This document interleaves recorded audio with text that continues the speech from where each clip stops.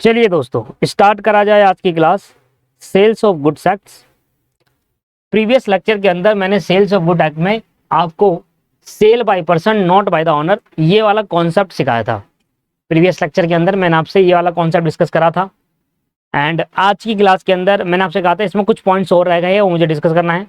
तो वो ये पॉइंट्स है: sale by mercantile agent, sale by one of the joint owner, तीसरा पॉइंट है sale by person in position under the voidable contract, sale seller और buyer in position after sale, पांचवा point, और छठा पॉइंट ये रहा, और सातवां पॉइंट ये रहा, और आठवां पॉइंट। मतलब टोटल 8 पॉइंट मुझे आज की क्लास में कवर करना है आपको। सभी 8 पॉइंट में मैं आपको एग्जांपल देता हूं और कवर होता हुआ चलता है।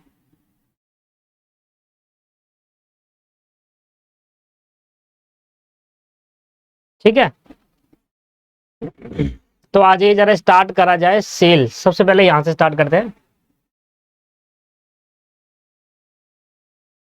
ये वाला पढ़ो आप, sale by mercantile agent. Sale by mercantile agent, एक बार इसको पढ़िए। मैं एक बार पढ़ के सुनाता हूं आपको, आप तो देखिएगा मुझे।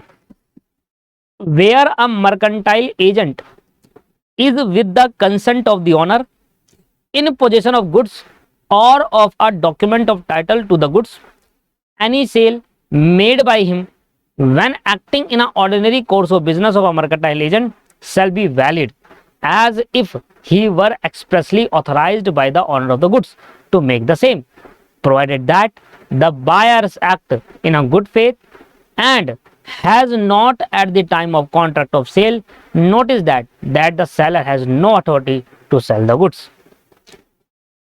आया समझ में?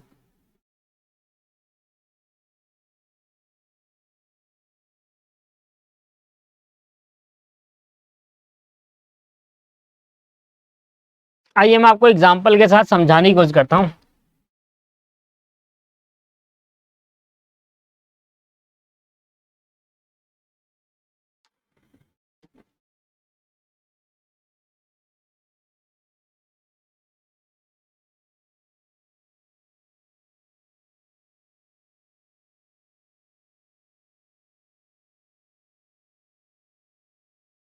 कहाँ गया पेन?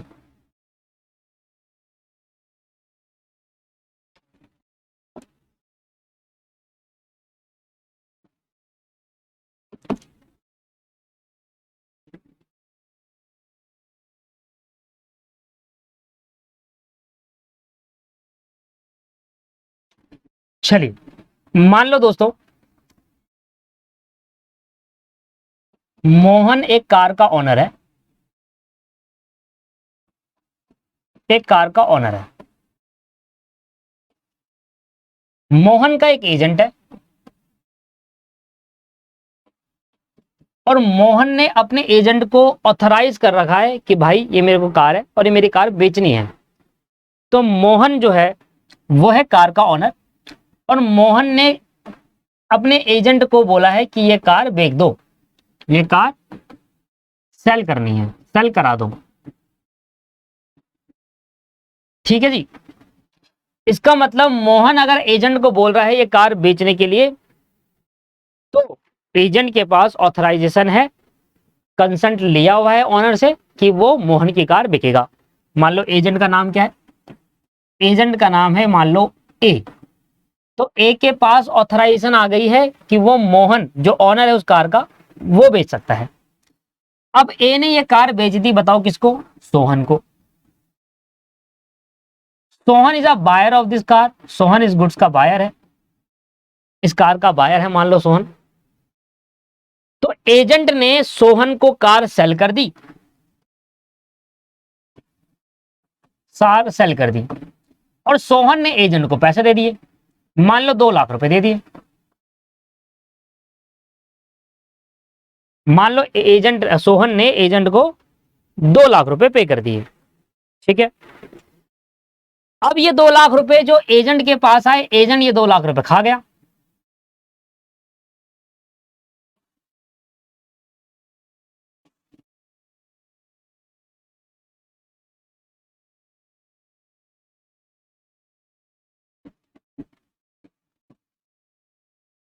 एजेंट ये 2 लाख रुपए खा गया। अब मोहन एजेंट को फोन मारे कि भाई तुमने मेरी कार बिकवा दी, कह रहा हाँ बिकवा दी। मोहन एजेंट से कह रहा है कि भाई वो लाओ 2 लाख रुपए दो मुझे, कह रहा जी वो तो मैं नहीं दूंगा, वो तो खा लिया मैंने। कह रहा 2 लाख रुपए दे, नहीं तो कार वापस कर। कह रहा मैं नहीं कर रहा, जगह जो करना है वो कर ले, भाग गया मैं तो, अभी भाग गया। तो मेरा आपसे एक क्वेश्चन है, क्या मोहन जो real owner of the car है, कार का जो रियल ओनर है, क्या वो सोहन से कार वापस ले सकता है? मेरा क्वेश्चन आपसे ये है। तो क्वेश्चन ये है, क्या कार का ओनर मोहन बायर से कार वापस ले सकता है?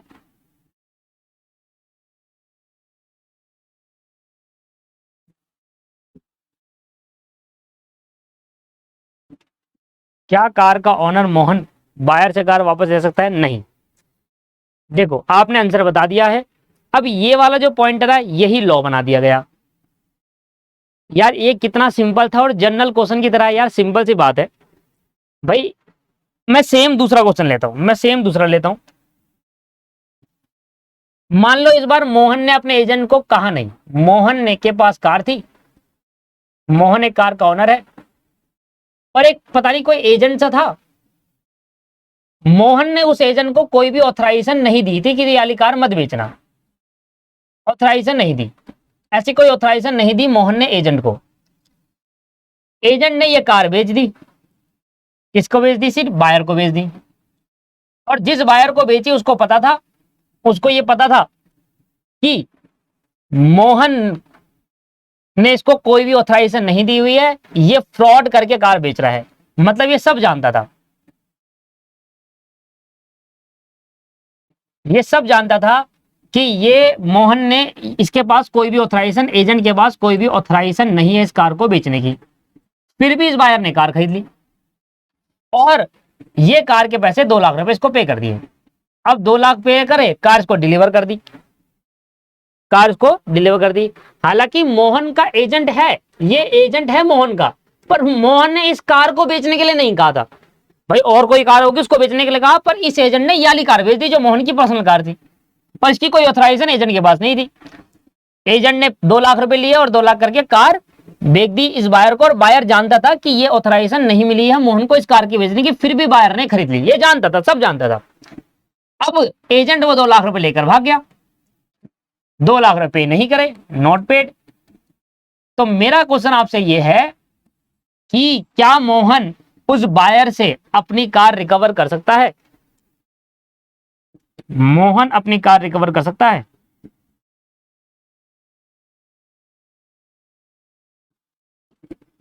इधर ध्यान दो, इधर ध्यान दो, ध्यान कहां चले आता तुम्हारा?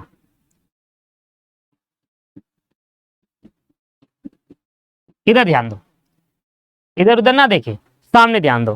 क्या मोहन ये कार रिकवर कर सकता है? तो हाँ कर सकता है, ऐसा तुम बता रहे हो मुझे, आपके मन में ये आ रहा होगा हाँ सर कर सकता है, यस। और इस वाले में नो, ठीक है जी। अब मैं एक और एग्जांपल लेता हूं, अब एक और एग्जांपल जो होगा पहले वाले और दूसरे वाले का मिक्सअप होगा।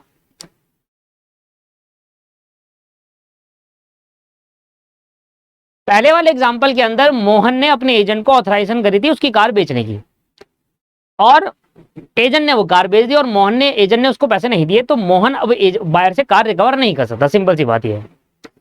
दूसरे वाले एग्जांपल में मोहन ने ऑथराइजेशन नहीं दी थी, एजेंट ने फिर भी वो कार बायर को बेच दी, और बायर इस बारे में जानता था कि मोहन के एजेंट के पास कोई भी ऑथराइजेशन नहीं है, फिर भी खरीद रहा है, एजेंट वो पैसे लेकर भाग गया, तो मोहन अपनी कार बायर से रिकवर कर सकता है। अब तीसरा एग्जाम्पल, मोहन ने अपने एजेंट को ऑथराइजेशन नहीं दी थी, नॉट ऑथराइज्ड, इसका एजेंट था, इसके अंडर पे काम करता था, तो इसने ये नहीं बोला था कि याली कार बेचो, याली कार की ऑथराइजेशन नहीं दी थी, एजेंट ने फिर भी ये कार किसको बेच दी? बायर को बेच दी। और इस केस के अंदर बायर जब इसके एजेंट के साथ कॉन्ट्रैक्ट ऑफ सेल कर रहा था ना, कॉन्ट्रैक्ट ऑफ सेल कर रहा था, तो बायर को उस बारे में कुछ भी नहीं पता था, बायर कुछ नहीं जानता था, बायर को नहीं पता था कि एजेंट के पास ऑथराइजेशन नहीं है, बायर कुछ नहीं जानता था, कुछ नहीं जानता था। About agent authorisation from the main owner.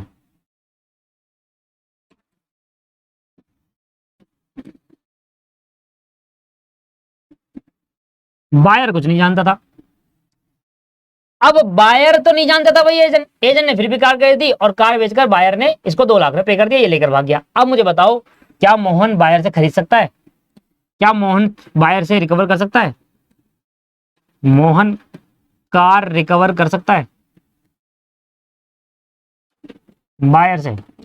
Buyer जिस टाइम पे, देखो इसको ऑथराइजेशन नहीं मिली है, मोहन ने अपने एजेंट को इस कार को बेचने की कोई भी ऑथराइजेशन नहीं दी है, एजेंट ने फिर भी ये कार बेच दी बायर को। और बायर जब एजेंट से कॉन्ट्रैक्ट ऑफ सेल कर रहा था तो बायर ये नहीं जानता था, कुछ भी नहीं जानता था अबाउट द एजेंट को ऑथराइजेशन मिली है इस कार को बेचने की, नहीं पता, बायर नहीं जानता था। और बायर ने ये सोचकर खरीदा लिया कि यार मिली होगी तभी तो बेच रहा है, ऐसे कौन किसी की कार बेच सकता है। तो मुझे एक बात बताओ, क्या मोहन ने ऑथराइजेशन तो नहीं दी थी, एजेंट ने फिर भी बेच दी और ये 2 लाख रुपए लेकर भाग गया। क्या मोहन एजेंट बायर से खरीद सकता है? मोहन कार रिकवर कर सकता है बायर से? बताओ आंसर क्या होगा। 3 क्वेश्चन मैंने बताया, पहला, दूसरा, तीसरा एग्जांपल।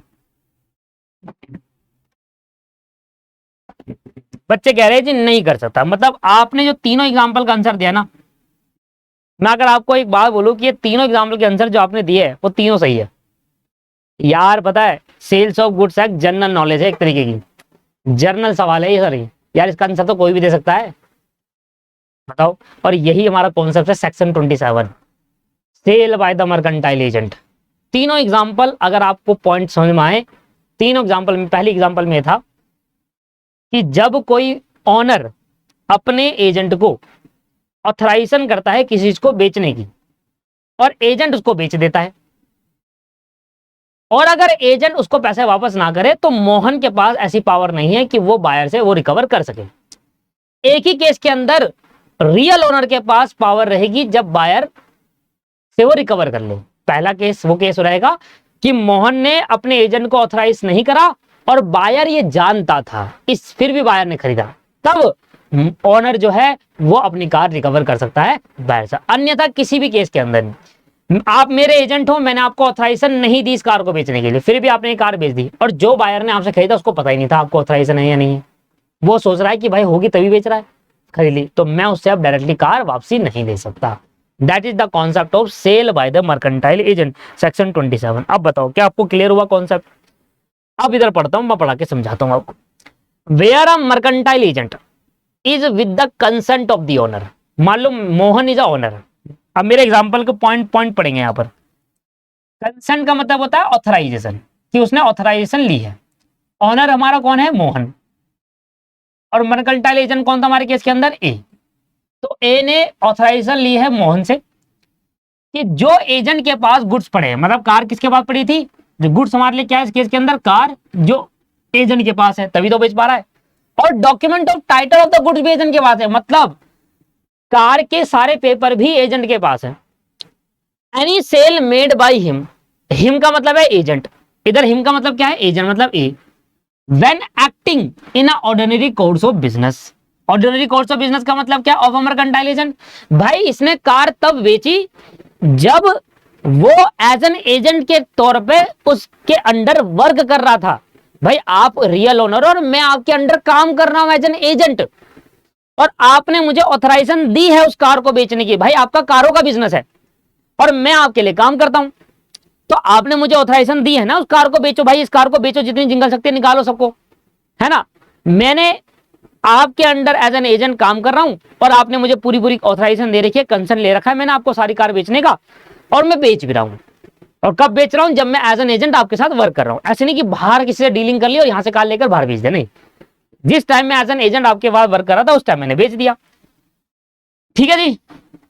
सेल बी वैलिड, इसको क्या माना जाएगा सर? सेल बी वैलिड लिखा है। तो अगर कोई ऑनर ने अपनी कंसेंट दे रखी है, ऑथराइजेशन दे रही है किसी एजेंट को, और एजेंट उसके अंडर में उसकी कारों का बिजनेस है और कार बेच रहा है, तो वो वैलिड माना जाएगा, वो भी एक वैलिड सेल मानी जाएगी। जरूरी नहीं है कि सेल ऑनर ही करे, सेल ऑनर का एजेंट भी कर सकता है और वो भी वैलिड माना जाएगा। और तब वो वैलिड माना जाएगा जब उसको कंसेंट मिली हो एजेंट को, तभी।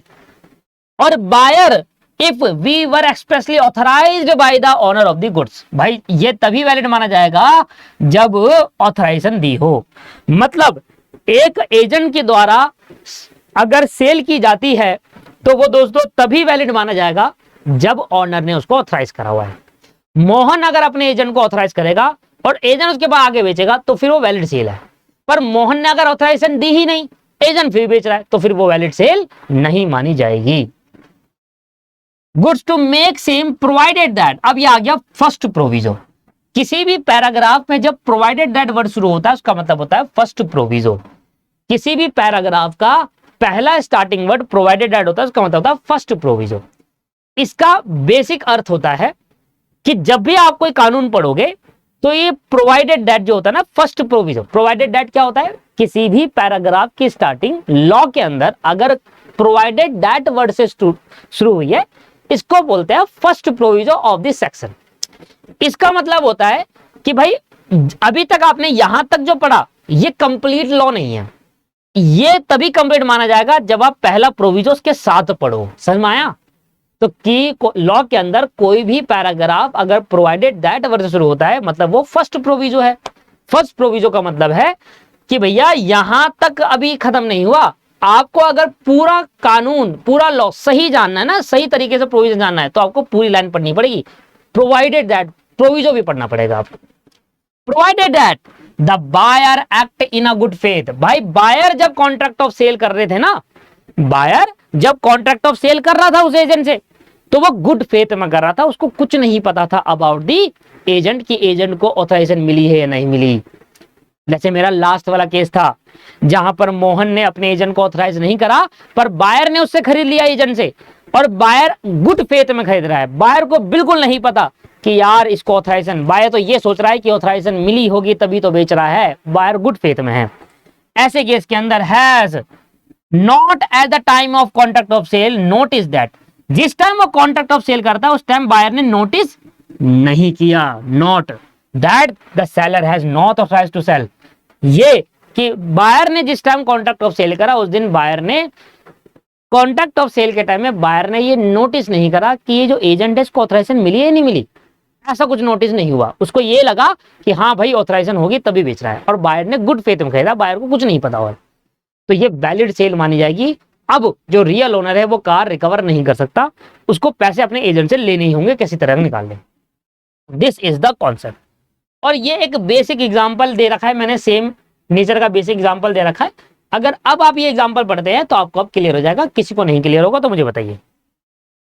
मैं आपको पढ़ा देता हूं। एफ एक कार का ओनर है, इसने कार डिलीवर कर दी है, डिलीवर इट टू एच, जो कि एच उसका मर्केंटाइल एजेंट है। अब एफ ने एच को कहा कि सेल जो भी करोगे वो 20,000 से कम की मत बेचना। एफ ने कार दी है एच को, H is a mercantile agent of F.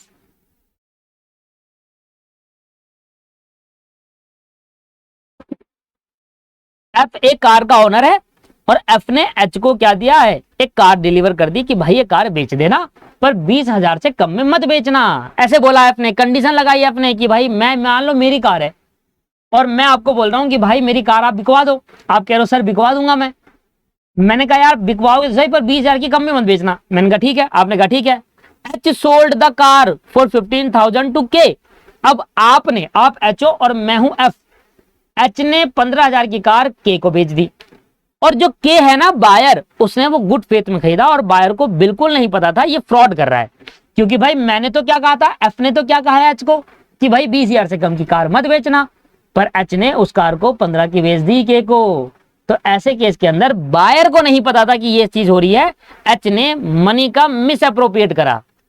अब एफ जो है वो कार रिकवर करने के लिए के पे केस कर सकता है या नहीं कर सकता, बताओ। जो रियल ओनर है क्या वो के पर दोस्तों क्या केस कर सकता है कि भाई मेरी कार दे, बताओ।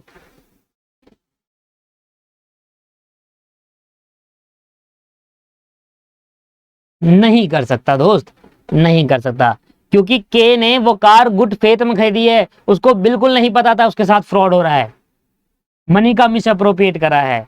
एफ जो भी केस कर पाएगा वो अपने ही मर्केंटाइल एजेंट पे करेगा, एच पर वो केस ही नहीं कर सकता। के से ऑब्टेन नहीं कर सकता सर, वो के ने से जो कार खरीदी है वो तो अच्छे गुड टाइटल में खरीदी है। बताइए सर, बात समझ में आई नहीं आई? क्लियर है पॉइंट? ये हो गया 27 सेक्शन। अब आ जाओ sale by one of the joint owner. Sale by one of the joint owner. अब ये कॉन्सेप्ट के बारे में क्या कहता है, मैं आपको इसको पहले पढ़ाता हूँ। देखो पहला जरूरी है, पढ़ने के बाद आप ये समझिए कि आपको चीजें समझ में आई, पढ़ने से कुछ तो आया। और अगर आपको कुछ आ रहा है तो समझ लेना धीरे धीरे आप लॉ समझने जा रहे हो, धीरे धीरे आपको लॉ क्लियर हो रहा है। और अगर आपको एक पैराग्राफ पढ़ने से, मेरे एग्जाम्पल देने से पहले अगर आपको पैराग्राफ में 25% 30% भी समझ में आ रही ना चीजें, तो धीरे धीरे आप सीख रहे हो, समझ लेना आपका ये स्टार्टिंग पॉइंट है और सीख रहे हो आप। पढ़िए, sale by one of the joint owner. इसको लाइन से पढ़ते ही क्या हो रहा है, किसी भी गुड्स के दो ओनर होंगे और वो जॉइंट ओनर है, ठीक है ना। If one of the several joint owner of goods has a sole possession of them by permission of the co-owner, the property in the goods is transferred to any person who buy them of such joint owner in a good faith and has not at the time of contract of sale noticed that the seller has no authorization to sell. Where there is a contract of sale of uncertain goods, where there is a contract for a sale of uncertain goods, no property in the goods is transferred to the buyer unless until the goods are ascertained. अब मुझे बताओ, इतनी सी line पढ़कर आपको चीजें clear हुई नहीं हुई? थोड़ा बहुत भी क्लियर होगा तो समझ जाना धीरे धीरे आप लॉ सीख रहे हो और आगे बढ़ते बढ़ते सीख ही जाओगे पूरा पूरा। बहुत बढ़िया। आइए मैं आपको एक एग्जांपल देता हूं, एग्जांपल समझते हैं। मान लो सर, एक कार के दो ओनर है, दोनों भाई है, रामलाल और श्यामलाल। एक कार के जॉइंट ओनर है, ये कौन है सर? जॉइंट ओनर है। कार रहती थी रामलाल पर, कार का पोजीशन किसके पास था जी? रामलाल के पास था। और श्यामलाल कहीं बाहर रहता था और कार दोनों ने खरीदी थी मिलकर। 50% पैसा रामलाल ने दिया, 50% पैसा श्यामलाल ने दिया और कार दोनों ने खरीदी हुई है, ठीक है जी। अब कार रामलाल के पास थी। अब क्या हुआ, रामलाल ने कार बेच दी। रामलाल ने कार बेच दी, बताओ किसको? मान लो मिस्टर शोभित को बेच दी। रामलाल ने कार मिस्टर शोभित को बेच दी और शोभित ने इस कार के बदले में कार सोल्ड। और कार सोल्ड करते वक्त इसने अपने को ऑनर से ऑथराइजेशन नहीं ली, not taken any authorisation from co owner, not taken from authorisation from co owner. Co owner मतलब दूसरा ओनर जो कि है श्यामलाल। श्यामलाल से पूछे बिना रामलाल ने वो कार किसको बेच दी? शोभित को। और शोभित भाई को ये पता ही नहीं था। शोभित भाई ने वो कार गुड फेथ में खरीदी है। शोभित भाई को लगा भाई ये कार इसी की होगी इसलिए बेच रहा है, ऐसे कोई दूसरी की कार बेच सकता है भाई? शोभित ने वो कार गुड फेथ में खरीदी। तो अब जब श्यामलाल को पता चला यार उसकी कार तो बेच दी है श्यामलाल ने और श्यामलाल से बिना पूछे बेच दी, तो क्या मुझे बताओ श्यामलाल इसको कार डिलीवर करने से मना कर सकता है? अब क्या श्यामलाल के पास ऐसी पावर आ सकती है कि श्यामलाल मना कर देगी भाई हम नहीं बेच रहे कार, जबकि शोभित ऑलरेडी पैसे पे कर चुका है, पेड प्राइस। शोभित ने पैसे पे कर दिए है रामलाल को, ये लो भैया कार का पैसा और कार लेने आऊंगा कल। और जब शोभित कल कार लेना आए तो श्यामलाल कह रहा है मैं नहीं दूंगा भाई, मेरी कार है, मेरे से तो पूछ के भेजा ही नहीं इसने। वो कह रहा भाई ऐसे नहीं होता, मैंने तो पैसे दे दिया, अब झगड़ा तुम करो, मेरे को कार चाहिए। वो कह रहा सर मैं नहीं दूंगा। तो इस केस के अंदर Ramlal not refuse to deliver the car.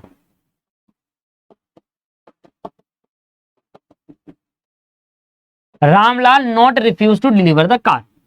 Ramlal refuse नहीं कर सकता कार को डिलीवर करने के लिए, क्योंकि शोभित ने बायर जो उसने कार गुड फेथ में खरीदी है। अगर श्यामलाल ऑथराइजेशन दे दे तब भी नहीं ले सकता, श्यामलाल ऑथराइजेशन ना दे तब भी नहीं ले सकता। जब भी कोई बायर गुड फेथ में कार लेता है, कोई भी गुड्स लेता है, चाहे ऑनर ने अपने ही दूसरे ऑनर को ऑथराइजेशन दी थी या नहीं दी है। भाई हम दोनों ऑनर है, मैंने आपको ऑथराइजेशन दी हो या मैंने आपको ऑथराइजेशन नहीं दी हो, जिस पर्सन को आपने कार बेची, अगर उस पर्सन ने आपसे जो कार खरीदी वो गुड फेथ में खरीदी है, उसको नहीं पता था कि आपको ऑथराइजेशन नहीं मिली या मिली है, उसको नहीं पता था, उसने समझते हुए खरीदा कि भाई अगर आप कार बेच रहे हो तो ऑथराइजेशन मिली ही होगी, आपकी कार होगी तभी बेच रहे हो, उसने गुड फेथ में कार खरीदी। मैंने आपको ऑथराइजेशन दी हो या ना दी हो, मैं उसको कार देने से मना नहीं कर सकता सर। अब अगर कोई जॉइंट ऑनर है किसी गुड्स के और एक ऑनर वो गुड्स बेच देता है without taking the consent of another owner, तो जो दूसरा ऑनर है वो अब उसको गुड्स देने से मना नहीं कर सकता। और अगर दूसरे ऑनर ने कंसेंट दी है कि भाई गुड्स बेच दियो, फिर तो बात ही खत्म, फिर तो मना हो ही नहीं सकता क्योंकि दोनों ने कंसेंट दी थी। तो ये पॉइंट यहां पर देखने को मिलता है। अब आप पढ़िए, if one of the several joint owner, अगर कोई एक जॉइंट ओनर के पास, जैसे कि हमारे केस के अंदर आ गया यहां पर रामलाल, रामलाल वो एक जॉइंट ओनर है और दूसरा जॉइंट ओनर कौन है, श्यामलाल, जिसके पास सोल पोजीशन ऑफ देम था, कार का पोजीशन किसके पास था भाई, रामलाल के पास था कार का पोजीशन।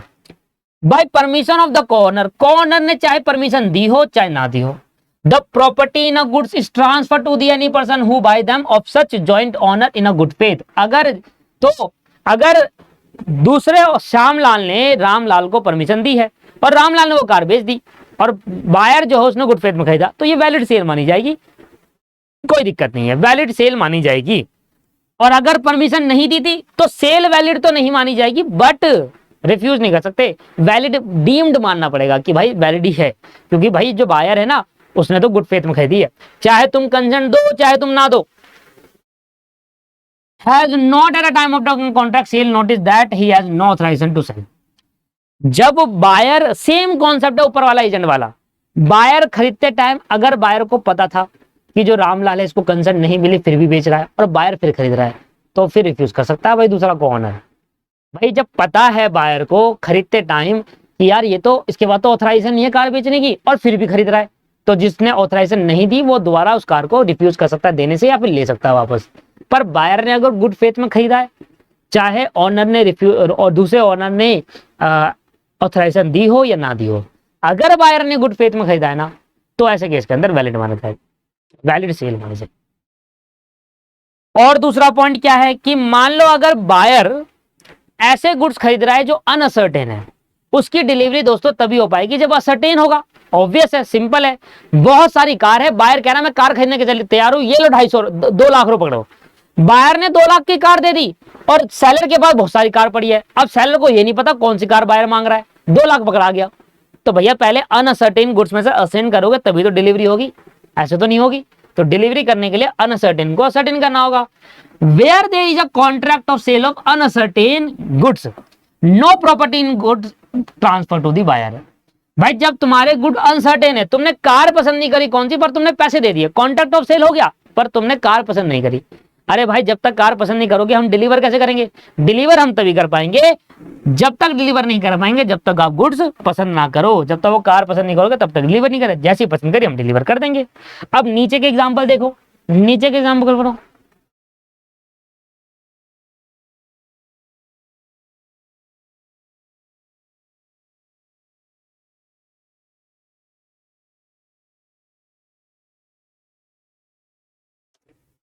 चलिए ये वाला एग्जाम्पल आपको समझ में आ गया होगा। A B C 3 joint owner है कार के, which is B with the consent of A and C. B के पास वो कार है और ए और सी का कंसेंट है। बी ने रॉन्गफुली सोल्ड कर दी डी को वो कार, और रिमेनिंग पार्टनर से ना तो रिमेनिंग पार्टनर के नॉलेज में आया कि वो कार बिक गई है और ना ही उनको बताया। डी ने जिसको बेचा गया जो बायर है उसने गुड फेथ में वो कार खरीदी और प्राइस पे कर दिया। जिस दिन डी डिलीवरी लेने आया था उस दिन बाकी जने उसको मना नहीं कर सकते, B is not the owner कहकर ये कह नहीं सकते कि भाई, ये कह नहीं सकते कि भाई वो मेरी कार थी, ए और सी मना नहीं कर सकते, भाई बी डी को कार डिलीवर करनी ही होगी।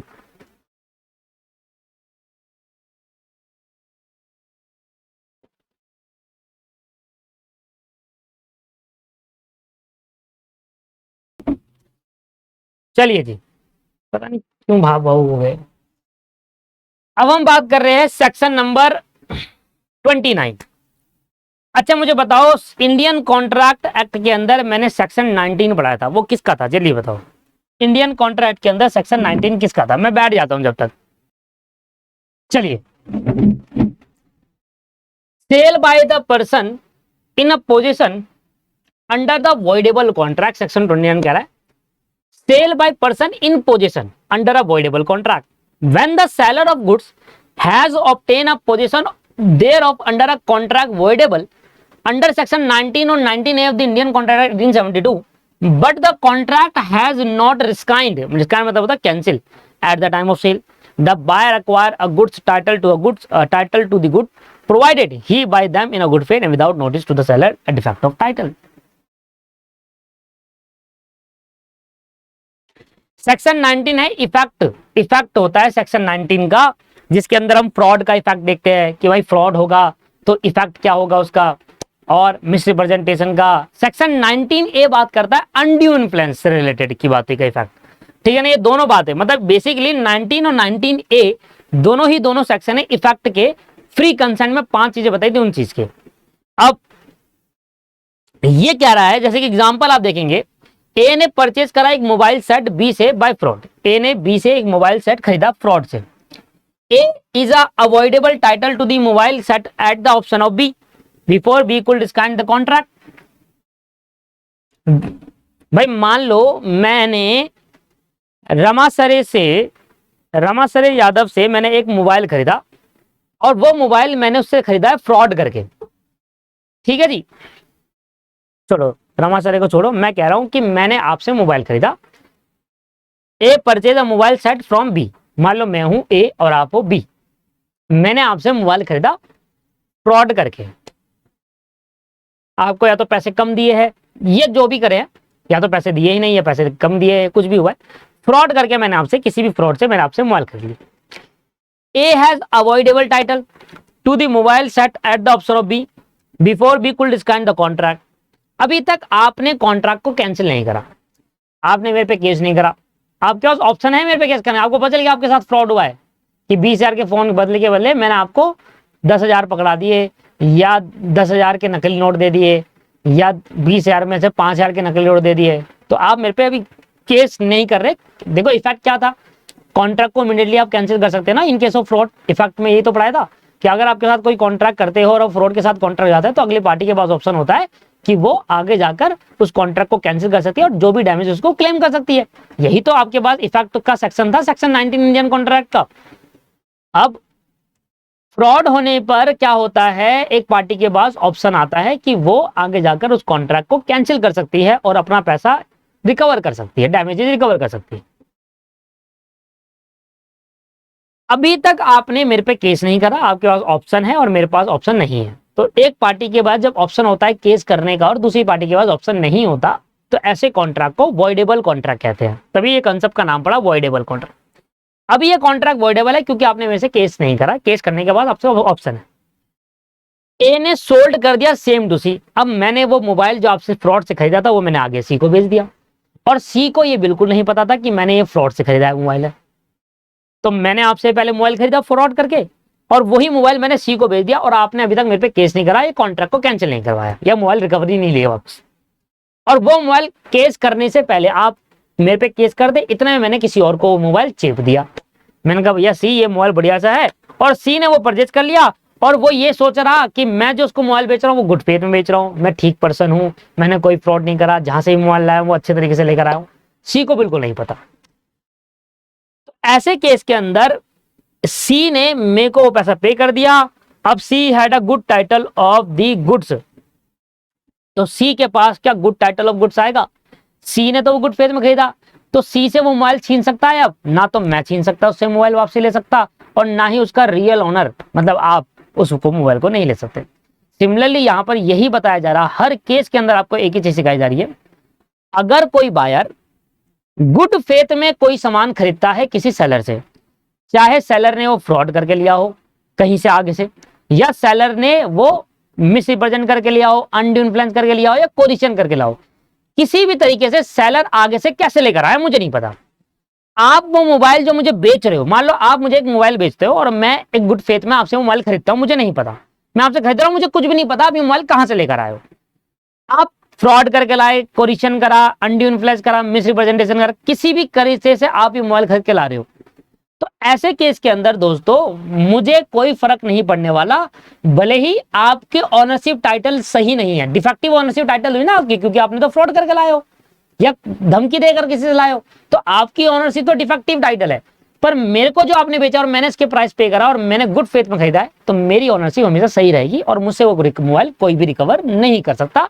यही कॉन्सेप्ट हमें सिखाने को मिलता है इस पर्टिकुलर पॉइंट में, कि अगर कोई अनवॉइडेबल कॉन्ट्रैक्ट था, आपने किसी से फ्रॉड करके मोबाइल खरीद रखा है, आपका और उसका वॉइडेबल कॉन्ट्रैक्ट है, आपके उस गुड्स का पोजीशन है, और अगर आप वो गुड्स उसके केस करने से पहले किसी को बेच देते, तो जो पर्सन खरीदता है वो एक रियल बायर बन जाएगा, वो एक असली ओनर बन जाएगा, उसका टाइटल गुड रहेगा, भले ही आपका टाइटल डिफेक्टिव था, क्योंकि उसने गुड फेथ में खरीदा, और अगर वो गुड फेथ में नहीं खरीदता तो वो भी उसका टाइटल भी डिफेक्टिव हो जाता।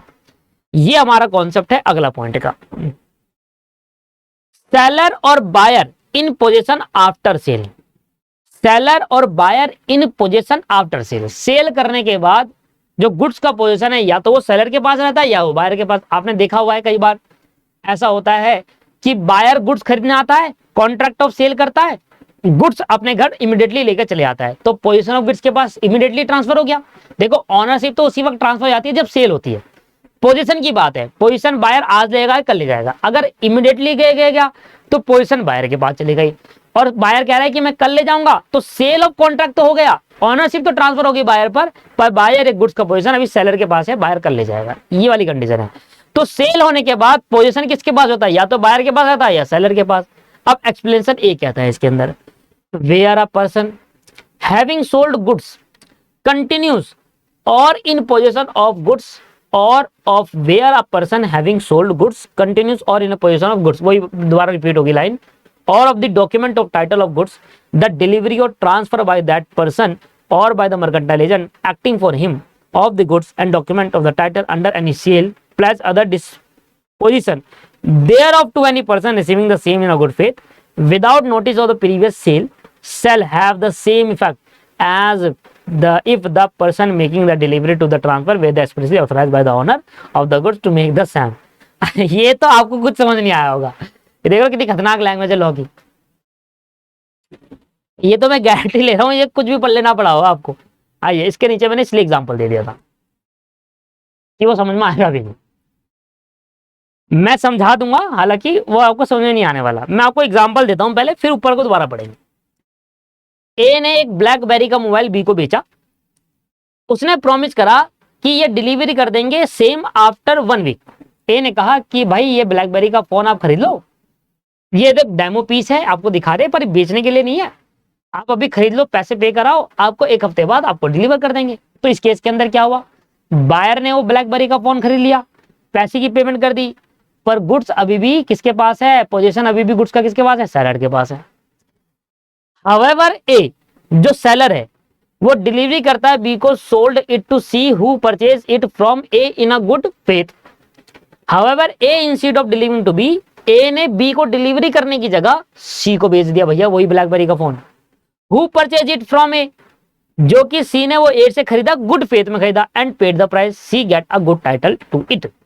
बड़ा सिंपल सा एग्जांपल ले रखा है, मैं आपको अपने बारे में बताते।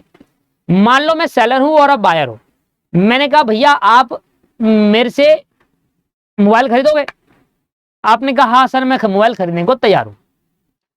मैंने कहा ठीक है, आपका और मेरे बीच में कॉन्ट्रैक्ट ऑफ सेल हो गया, आप मुझे मोबाइल के पैसे दोगे और मैं आपको मोबाइल दूंगा 1 हफ्ते बाद। तो कॉन्ट्रैक्ट ऑफ सेल हो जाने के बाद अभी आपने मुझे पैसे नहीं दिए, अभी हमारे बीच में कॉन्ट्रैक्ट ऑफ सेल हो गया, और जैसे दोस्तों कॉन्ट्रैक्ट ऑफ सेल हो गया, मैं बाउंड हो जाऊंगा अब कि वो मोबाइल मुझे आपको ही बेचना है, और आप भी बाउंड हो जाओगे कि वो आपको पैसे देने पड़ेंगे। अब आप डिनाई नहीं कर सकता और मैं भी डिनाई नहीं कर सकता, नहीं तो फिर कॉन्ट्रैक्ट आपका गलत हो जाएगा, वॉइड हो जाएगा, और हम वॉइडेबल कॉन्ट्रैक्ट, वॉइड क्यों हो जाएगा भाई, कॉन्ट्रैक्ट आप वो कर दोगे, क्या कहते हैं यार, मैंने आ नहीं रहा, लास्ट में एक चैप्टर पढ़ा था कॉन्ट्रैक्ट के अंदर, यार मैंने दिमाग से निकल गया, कोई बात नहीं आएगा तो बता दूंगा। कॉन्ट्रैक्ट आपने अपनी ऑब्लिगेशन नहीं मानी, ठीक है जी, ये वाली बात। अगर आप गुड्स का पेमेंट नहीं करते। अब मैंने आपको भाई कॉन्ट्रैक्ट ऑफ सेल कर लिया कि ये मोबाइल मैं आपको बेचूंगा। अब ये मोबाइल मैं जब आगे से लेकर आया तो वो मोबाइल मैंने किसी और को बेच दिया, जबकि आपको देना था मुझे वो मोबाइल। भाई मोबाइल आपको देना था, मैंने किसी और को बेच दिया मोबाइल। और सी को ये नहीं पता था कि इस मोबाइल का कॉन्ट्रैक्ट पहले से हो रखा है, सी ने वो गुड फेथ में खरीदा। तो सी के पास जो मोबाइल आएगा उसका टाइटल गुड ही रहेगा, भले ही मेरे साथ कैसे मैंने गलती करा, आप मेरे पे केस कर सकते हो, पर आप सी पर जाकर मोबाइल नहीं ले सकते। सी से ये नहीं कह सकते कि मोबाइल मैंने खरीदा था पहले, ये मेरा है। आप मेरे पे केस करके मुझसे अपने डैमेजेस रिकवर कर सकते हो, पर आप सी से नहीं ले सकते। ठीक है जी, ये है हमारा कॉन्सेप्ट नंबर 10। एक बार ये लैग कर रहा था, मैं रिपीट कर देता हूं। ठीक है, ध्यान सुन लो दोबारा से एक बार, मैं रिपीट कर रहा हूं, दोबारा नहीं बताऊंगा। ठीक है, उसके बाद देखो ये रिपीट तो कर रहा हूं, पर ये इतना बड़ा आपको याद करने की जरूरत नहीं है। अगर आप इस पॉइंट को छोड़ भी दोगे तो इररेलेवेंट पॉइंट है। इररेलेवेंट भी नहीं है यार, इतना सारा कौन याद करेगा। सीधी सीधी सेक्शन 30 एक पॉइंट आप छोड़ भी दोगे तो कोई बड़ी बात है नहीं। हमने बहुत सारे पॉइंट कवर कर लिए हैं, और ऐसा नहीं है कि पेपर में यही वाला पॉइंट पूछ लेगा वो आपसे, पर फिर भी मैं आपको समझा देता हूं। पर ये पर्टिकुलर चीज आपको याद करने की नीड नहीं है। ठीक है, और ना ये याद करने की, मैं इसको कटवा देता, पर इसलिए नहीं कटवाया क्योंकि मैं यहां पर आपको एग्जांपल के साथ इस पॉइंट की हेडिंग तो एटलीस्ट समझा दूं। भले ही आप 15 घंटे याद मत करना, भाई आपको भी दिख रहा है ये तो बहुत मुश्किल सी चीज हो गई याद करना। अंदर कंटेंट समझाने के लिए डाल दिया है, पर आप इसको चीज को मत पढ़िएगा, बस अंदर कंटेंट समझ लो। मैंने आपके साथ कॉन्ट्रैक्ट करा और आपसे बोला कि यार आप मेरा मोबाइल खरीदेंगे, आपने कहा मैं खरीद लूंगा। मेरे और आपके बीच में एक मोबाइल ब्लैकबेरी का फोन है, उस मोबाइल को फोन के लिए एप्पल का फोन है, चलो मान लेते हैं एप्पल के फोन के कॉन्ट्रैक्ट हुआ कि आप मेरे से मोबाइल खरीदोगे और मैं आपको मोबाइल बेचूंगा। मैंने कहा ये मोबाइल मैं आपको एक हफ्ते बाद दे पाऊंगा, अभी मेरे पास है नहीं। आपने कहा ठीक है कोई बात नहीं, हमारे बीच में कॉन्ट्रैक्ट ऑफ सेल तो हो ही गया। अब आप भी कॉन्ट्रैक्ट नहीं तोड़ सकते, मैं भी नहीं तोड़ सकता। अब मैंने आपको मोबाइल मेरे पास आ गया, वो मैंने कहा एक हफ्ते बाद मेरे पास आएगा, मैं आपको डिलीवर कर दूंगा। अब वो मोबाइल मेरे पास एक हफ्ते बाद आ गया, और मैंने आपको डिलीवरी करने की बजाय मैंने किसी दूसरे पर्सन को वो मोबाइल बेच दिया। अब यहां पर ये हुआ कि कॉन्ट्रैक्ट ऑफ सेल तो आपके मेरे बीच में हुआ था मोबाइल का, और वही मोबाइल जो आपको देना था मुझे, उसकी जगह पर मैंने दूसरे पर्सन को भेज दिया, और दूसरे पर्सन ने मेरे से मोबाइल खरीदा गुड फेथ में। ऐसे केस के अंदर अब आप मेरे पे केस कर सकते हो, आप उस बायर पे केस करके उससे वो मोबाइल नहीं ले सकते, क्योंकि उस वाले बायर ने तो गुड फेथ में मेरे से खरीदा। उसको थोड़ा ना पता था कि इस मोबाइल का ऑलरेडी कॉन्ट्रैक्ट हो चुका, वो तो मैंने बेकार गलत करा, वो तो मैंने यहाँ पर खेल गलत कर दिया, तो इसमें आप मेरे पे केस कर सकते हो। तो यहां पर ये पॉइंट कहता है सेलर और buyer in a possession after sale. भाई जब सेल बायर के और मेरे, आपके और मेरे बीच में हो चुकी थी, जब एक कॉन्ट्रैक्ट ऑफ सेल हो चुका है, तो मैंने आपको जिस पर्टिकुलर टाइम पर कॉन्ट्रैक्ट ऑफ सेल हो जाता है, उस पर्टिकुलर टाइम में गुड्स का पोजीशन और ऑनरशिप दोनों ट्रांसफर होती है बायर पर। अब बायर के पास ऑप्शन है कि वो अपना पोजीशन ले जाए या ना ले जाए, हमारे पास छोड़ दे या कुछ दिन बाद ले जाए, पर ऑनरशिप तो एटलीस्ट ट्रांसफर हो ही जाती है। ऑनरशिप कभी छोड़ नहीं सकते ना।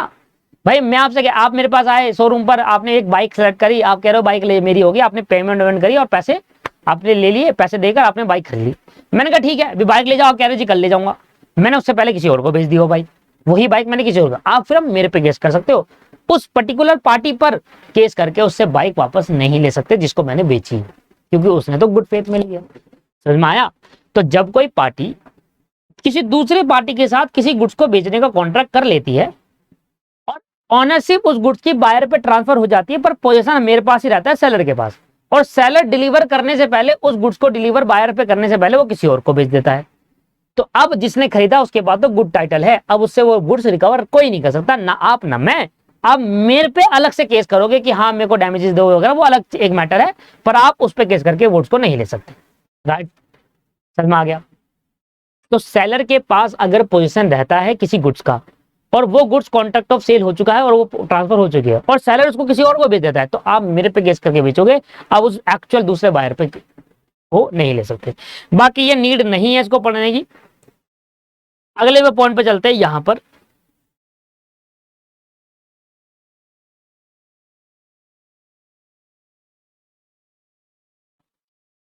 देखिए, मान लो आप और मैं एक दिन कहीं जा रहे थे, ठीक है, काम से जा रहे थे। अब यहां पर ये हुआ, मान लो हम बाइक में जा रहे हैं कहीं से काम से, तो आपके पास एक लैपटॉप था जो कि मेरा था, मैंने आपको पढ़ने के लिए दे रखा है, आप बाइक में काम है, आपके पास लैपटॉप बैग पड़ा हुआ है, मैं वहां पर खड़ा हूं, आप भी खड़े हो, एक पर्सन आपके पास आता है, और आपसे कहता है कि लैपटॉप आप मुझे दे दीजिए, बेच दीजिए। क्या आप इस लैपटॉप के ऑनर हो? आपने कहा मैं इस लैपटॉप का ऑनर नहीं हूं, पर मुझे ऑनर ने ऑथराइज कर रखा है कि ये लैपटॉप बेचना चाहो तो बेच सकते हैं। और मैं सामने आपके बगल में उस लैपटॉप का ऑनर खड़ा था और मैंने ये सुनकर इग्नोरेंस दे दी, मैंने कुछ भी नहीं बोला। आपने अगली पार्टी को क्या बेचा, बायर को क्या बोला कि ये लैपटॉप बेचने के मेरे पास पूरा अधिकार है और मैं जिसका ये लैपटॉप जिस पर्सन का है उसने मुझे ऑथराइज दिया हुआ है कि लैपटॉप बेचना चाहो तो बेच सकते हैं। और मैं वहां पर सुना हुआ खड़ा देख रहा था और मैंने सुना और मैंने इग्नोर कर दिया कि हाँ ये गलत कह रहा है, जबकि मैंने ऑथराइजेशन नहीं दी, और आपने वो लैपटॉप बेच दिया, और पैसे ले लिए। तो ऐसे केस के अंदर अब मैं बायर पे केस नहीं कर सकता और ना एजेंट पे केस कर सकता, क्योंकि जब मैं लैपटॉप बिक रहा था उस टाइम पता था कि एजेंट ऐसा बोल रहा है, तब भी आप चुप खड़े हो, इसका मतलब आपकी गलती, आपको मना करना चाहिए था वहां पर, फिर भी आप चुप खड़े हो। तो ऐसे केस के अंदर आपको स्टॉप करना चाहिए था मुझे उसी वक्त। मतलब जब आप ये बेच रहे थे लैपटॉप को और ये कह के बेच रहे थे कि मैं एजेंट हूं, मुझे ऑनर ने ऑथराइज करा हुआ है, ऑनर बगल में खड़ा है और मैं देखकर चुप हूं, तो यहीं पर मुझे स्टॉप करना चाहिए था, मैंने नहीं करा, तो मेरी गलती है। बाद में मैं कोस नहीं सकता, बाद में मैं केस नहीं कर सकता, ना तो एजेंट पे ना बायर। ये कहता है sale by stop, where the owner by his conduct or omission lead by the buyer to believe that seller has authorized to sell। जब कोई ऑनर या तो कंडक्ट करता है, कोई काम करता है या कुछ भूल जाता है और बायर को इस तरीके से बिलीव करता है कि ये गुड्स बेचने की मेरे पास फुल ऑथराइजेशन है, जबकि होती नहीं है उसके पास। He stop denying the fact afterward, और उसने एक्चुअल चीजें बताई नहीं बायर, क्योंकि भाई मैं तो इसका ऑनर हुई नहीं, मैं तो बस ऐसे ही बेच रहा हूं पैसा कमाने के लिए। The buyer thus get a better title than the seller, फिर आप जिस बायर ने आपसे लैपटॉप खरीदा मेरा वाला, उसको बेटर टाइटल मिलेगा, क्योंकि उसको पता ही नहीं था, उसने तो गुड फेथ में खरीदा है, और आपने उसके साथ धोखा करा क्योंकि आपने फैक्ट्स बताए नहीं, और मैं वहां खड़ा चुप था, मैंने भी कुछ नहीं बोला, मेरे को जबकि स्टॉप करना चाहिए था, मैंने नहीं करा। तो ऐसे केस के अंदर बायर से वो लैपटॉप अब दोबारा कोई नहीं ले सकता, ना तो मैं ना तो आप। ठीक है, ये कहता है एग्जांपल सुने, ए टेल बी, ए ने बी को कहा सी की प्रेजेंस में कि ए सी का एजेंट है। मान लो मैं ए हूं, आप ऐसे नहीं कहेंगे, मान लो मैं ऑनर हूं और आप मेरे एक एजेंट, ठीक है।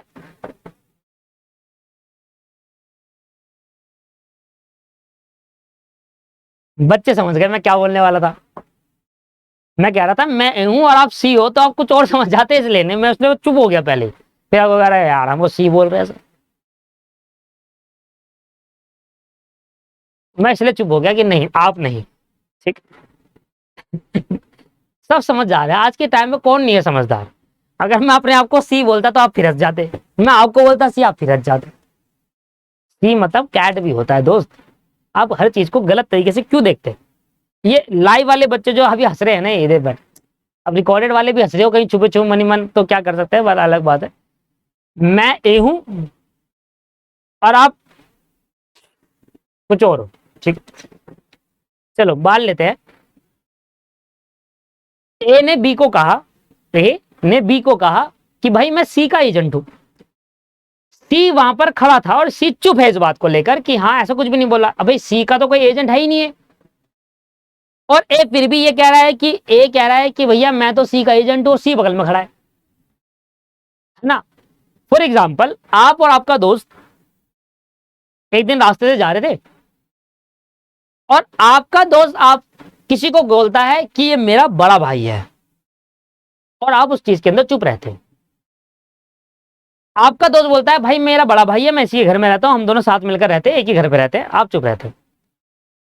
फिर एक दिन आपका दोस्त आपकी बाइक लेकर जाता है और उसको बेच देता है, और वो कहता है यार ये तो बाइक तुम्हारे बड़े भाई की है, तो क्या हुआ भाई, बड़े भाई की बाइक है तो मेरी भी तो हुई, और वो बेच देता है उसको और पैसे ले लेता है और भाग जाता है। फिर आप ये नहीं कह सकते दोस्त कि नहीं नहीं नहीं कैसे कैसे भाई, वो तो मेरा एजेंट था ही नहीं, वो कैसे बाइक बेच सकता है, तुम्हारे पास बैटर टाइटल नहीं आया। अरे वो कहेगा भाई जिस टाइम वो तुम्हें भाई बोल रहा था तुम उसे मना करते ना उसी टाइम, तब तो तुमने मना करा नहीं, अब तब तुम चुप थे, मुझे लगा तुम सही बोल रहे हो, तुम्हारा भाई होगा इसलिए तुम्हारा भाई अपनी बाइक तो बेच ही सकता है, तुम्हारे घर की बाइक है वो, तो मैंने खरीद ली, अब मेरे से बाइक मत मांगना, बायर एक आएगा। राइट, इसको बोलते हैं सेल बाय स्टॉपल। बहुत इंपॉर्टेंट कॉन्सेप्ट है स्टॉपल। स्टॉपल का मतलब है स्टॉप करना चाहिए था पर एक ऑनर ने स्टॉप नहीं करा, उसकी वजह से में कोई इसको प्रिंसिपल बना रहा है, एजेंट बना रहा है, मना नहीं कर रहा, फिर बाद में उसने भेज दिया उसका सामान। Sale by the finder goods, ये मैंने आपको इंडियन कॉन्ट्रैक्ट में सिखाया था, इसमें मैंने आपको बताया था कि मान लो किसी का फोन खो गया है और आपको मिल गया, अब आपने देखा यार किसी का फोन खुला है, तो आपने उस रियल ओनर को ढूंढने की कोशिश करी, आपने उस रियल ओनर को ढूंढने की कोशिश करी।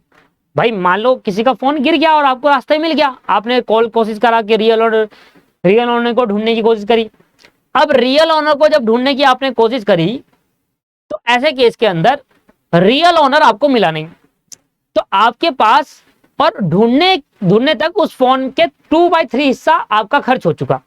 मान लो 10,000 का 9,000 का फोन है और 9,000 रुपए के फोन में रियल ओनर को ढूंढते ढूंढते आपके 6,000 रुपए खर्च हो गए। ठीक है भाई, 9,000 का फोन था, आप बिल्कुल ईमानदार हो, आपने कहा भाई फोन तो मैं दे के रहूंगा, तो आप चक्कर लगाते, कभी इधर लगाते कभी वहां लगाते, हर जगह आप चक्कर लगाते, कोशिश करते, फोन इसका चक्कर लगाते लगाते रियल ओनर को ढूंढने तक आपके 6,000 रुपए खर्च हो गए और रियल ओनर मिला भी नहीं। तो अब आपके पास पूरा अधिकार आ जाता है उस फोन को बेचकर अपना पैसा रिकवर कर पाओ। जब आपका कोई लॉस्ट गुड्स आप फाइंड कर लेते हो, फाइंडर ऑफ गुड्स मतलब कोई गुड्स हो जाता है उसको आप ढूंढ लेते हो, तो उसको बेचने का अधिकार आपके पास कब आएगा? उसको बेचने का अधिकार आपके पास तब आएगा जब आप रियल ओनर को नहीं ढूंढ पाए और उसको ढूंढने में उस टोटल गुड्स की 2/3 कॉस्ट आपकी इंकर्ड हो चुकी थी रियल ओनर को ढूंढने में। जब ये दो कंडीशन सेटिस्फाई हो जाएगी तो आपके पास पूरा अधिकार आ जाएगा उस गुड्स को बेचकर अपना 2/3 अमाउंट रिकवर कर। इसको बोलते हैं sale by the finder of goods. आप गुड्स के फाइंडर थे, मेरा एक मोबाइल खो गया है, मान लो मेरा 20,000 का मोबाइल खो गया है और 20,000 का 19,000 का मोबाइल खो गया, 19,000 का नहीं 21,000 का मोबाइल खो गया है। अब 21,000 का 2/3 निकालेंगे तो 14,000 हो गया। मुझे ढूंढते ढूंढते आपके 14,000 रुपए खर्च हो गए, मुझे ढूंढ नहीं पाए, तो अब आपके पास पूरा अधिकार हो जाएगा कि आप उस मोबाइल को बेचकर अपना 14,000 रुपए रिकवर कर पाओ। तो जो फाइंडर ऑफ द गुड्स था ना वो भी बेच सकता है, उसके पास भी अधिकार आ सकता है बेचने का। कब? जब रियल ओनर ना मिले और गुड्स का 2/3 हिस्सा खर्च हो चुका है ढूंढने में। एक पॉइंट यहां पर और निकल कर आता है, मान लो रियल ओनर आपको मिल गया और आपने कहा कि सर आपका मोबाइल ये रहा, और वो आपको थैंक यू करके जा रहा था कि भैया भाई साहब थैंक यू यार, बहुत आपका धन्यवाद हो बहन, धन्यवाद सिस्टर, ऐसे कहने लगा। कहते भाई ऐसा है मेरे को यहाँ ढूंढने में इतना खर्चा हो चुका है, लाओ दो पैसे दो मुझे, और वो मना कर रहा है कि भाई मैं तो नहीं दूंगा, मैंने बोला था मेरे फोन ढूंढ कर मेरे पास लाओ। तो आप उसके पास से फोन छीना और बेच देना, तब भी आपको वो रोक नहीं सकता। भाई एक तो आपका फोन ढूंढकर आपके पास लेकर आ रहे हैं, अब लाने में जो खर्चा हो वो तो दे, ये तो हमारा भला है हम कि हम तेरा फोन खो गया था, तेरा लेकर आए थे, इंपॉर्टेंट चीज होगी। अब जितना खर्चा मुझे तेरे को ढूंढने में हुआ लाने में, वो तो पैसे दे मुझे, थैंक यू करके जा रहा, बता थैंक यू का चढ़ा लूंगा मैं, पैसे दे रहा नहीं दे रहा, कह रहा नहीं दूंगा, फोन पकड़ना बेच देना, आपके पूरा अधिकार है बेचने का, पैसे दे भाई, डिनाई कैसे कर रहा है तो पैसे देने से, लॉ कहता है ऐसा। ठीक है सर, अगर किसी ने थैंक यू बोला, आपने कहा कि भाई देखो तुम्हें ढूंढने में मुझे लगे 500 रुपए और खाना बना मेरे को भूख लग रही थी, मैंने खाना बना खाया, लगभग 1,000 रुपए खाया, 1,000 रुपए निकालो और फोन लो, तो कह रहा भाई पैसे तो नहीं दे पाऊंगा, थैंक यू दे दूंगा। कह रहा थैंक यू अपने पास रख, फोन उठा के वहीं भेज देना, 1,000 रुपए लिखा लेकर बाकी दे देना उसको कि भाई तेरा फोन में भेज दिया है, 4,000 मिले, 1,000 रुपए अपनी जेब में रख ले, 3,000 पकड़े दूसरा फोन ले लियो। ठीक है जी, दोनों के समझ में आ गए आपको?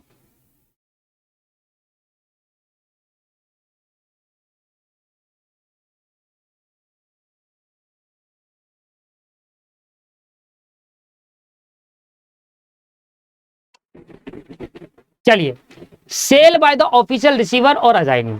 अगर कोई पार्टी इंसॉल्वेंट हो जाती है, अगर कोई पार्टी इंसॉल्वेंट हो जाती है, मान लो किसी टाइम पे मैं इंसॉल्वेंट हो जाता हूं एक टाइम पे, तो इंसॉल्वेंट होने के बाद जो मेरा कर्जा है, इंसॉल्वेंट कब होती है पार्टी? जब वो अपनी लायबिलिटी पे नहीं कर पाती, पहली बात तो ये क्लियर है भाई, मैं अपने कर्जा नहीं चुका पा रहा, तब जाकर मैं इंसॉल्वेंट। तो अब क्या होगा, जो ऑफिशियल रिसीवर होगा जो असाइनी होगा वो मेरे पास आएगा, एक गवर्नमेंट की तरफ से, एक डिपार्टमेंट की तरफ से एक ऑफिसर आएगा और कहेगा जितनी प्रॉपर्टी तुम्हारे नाम पर है उसको सारे बेचे हुए, और बेचने के बाद जितना भी कर्जा है वो चुकाया जाएगा तुम्हारा। तो यहां पर हमें यह सिखाता है कि कभी कभी ऐसा भी होता है कि गवर्नमेंट की तरफ से एक ऑफिशियल रिसीवर आता है और वो आपकी प्रॉपर्टी बेचेगा, उसके बाद पूरा अधिकार है बेचने का। तो sale by the official receiver also, जैसे sale by the finder of goods था ना, कि गुड्स ढूंढने वाला भी बेच सकता है, उसके बाद अधिकार आता है एक पॉइंट पे, ऐसी गुड्स का जो ऑफिशियल रिसीवर है वो भी बेच सकता है। वो तभी बेच सकता है जब आप इंसॉल्वेंट हो जाओ दोस्तों, आपका दिवालिया निकल जाए और आपके पास एसेट पड़ी है, तो एक गवर्नमेंट का डिपार्टमेंट से ऑफिशियल रिसीवर आएगा जिसको असाइनी और रिसीवर कहते हैं। उसके बाद पूरा अधिकार है वो आपकी प्रॉपर्टी बेचकर आपके क्रेडिटर या लायबिलिटी को चुकाए, उसको आप बेचने से मना नहीं कर सकते। Sale by the official receiver और असाइनी, ये पॉइंट यहां पर खत्म हो गए। तो अब यहां पर हमारा खत्म हो गया ये वाला चैप्टर बहुत अच्छे से। नेक्स्ट क्लास के अंदर स्टार्ट करेंगे चैप्टर नंबर 3 जिसका नाम है कंडीशन एंड वारंटी। चलिए, तो आज की क्लास को यहीं समाप्त करेंगे। नेक्स्ट क्लास में मिलते हैं दोस्तों और भी अच्छे अच्छे टॉपिक के साथ। Bye bye, take care, have a nice day.